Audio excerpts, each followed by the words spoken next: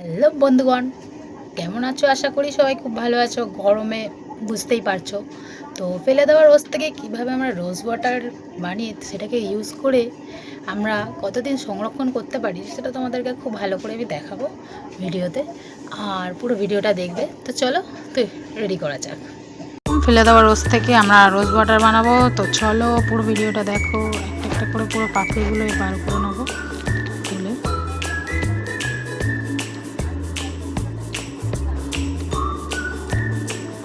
পাপড়িগুলোকে বার করে নিয়েছি।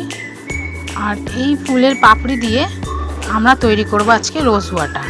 তোমরা দেখবে রোজ ওয়াটার এর খুবই ভালো হবে। আমাদের ন্যাচারাল রোজ ওয়াটার ইউজ করাটা খুবই ভালো। বাইরের যেগুলো সেগুলো ইউজ করা ভালো, বাট ওইগুলোতে কেমিক্যাল থাকে, আর এগুলো পুরো ন্যাচারালি, পুরো কেমিক্যাল ফ্রি। তোমরা বুঝতেই পারছো। চলো, তো গোলাপের জলটা কিভাবে বানাই সেটা তোমাদেরকে দেখাবো। পুরো ভিডিওটা দেখবে।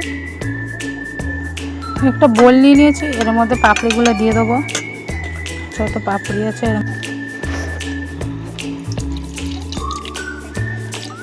অল্পই জল দেবো, বেশি জল দেবো না, কেন আমার রোজটা যতগুলো থাকবে অতগুলো। আমি একটাই রোজ দিয়ে করছি, তোমরা চাইলে 3-4টে রোজ ইউজ করবে।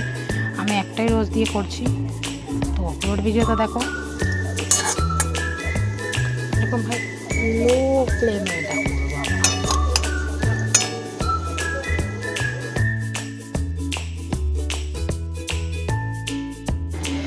নামিয়ে নিয়েছি স্ট্রেনার দিয়ে ছেনে। এবার এটাকে ঠান্ডা করে তারপরে আমরা একটা জারে ভরবো।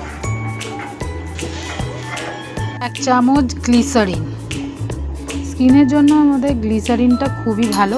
গ্লিসারিন দেওয়া ভালো, স্কিনের জন্য খুবই ভালো। স্কিনকে সফট করে, স্মুথ করে, খুবই ভালো স্কিনের জন্য। তো আমরা রোজ ওয়াটারের মধ্যে 1 টেবিল চামচ গ্লিসারিন দিয়ে দিলাম। এটা তুমি কন্টেনারে রেখে এখন 15 দিন 20 দিন ইউজ করতে পারো। ফ্রিজে রেখে ইউজ করবে। তো আমার কাছে একটা ডাবারের গোলাপ জলের বোতল আছে, এর মধ্যে আমি এই রোজ ওয়াটারটা রেখে দেবো। আর তোমরা চাইলে এরকম নর্মাল বটলও নিয়ে নিতে পারো, এরকম ছোট স্প্রে বটলের মতন হয়, তো তোমরা ওটাও ইউজ করতে পারো। আমি এটা ইউজ করছি, এর মধ্যে ঢেলে নেবো। তো বটলে ঢেলে নিয়েছি রোজ ওয়াটারটা, দেখতে পাচ্ছ। আর তোমরা এটা ফ্রিজ করে তোমরা এটা ইউজ করতে পারো 1 মাসের কাছাকাছি। তো তোমরা এটা ইউজ করো, খুবই ভালো রেজাল্ট পাবে।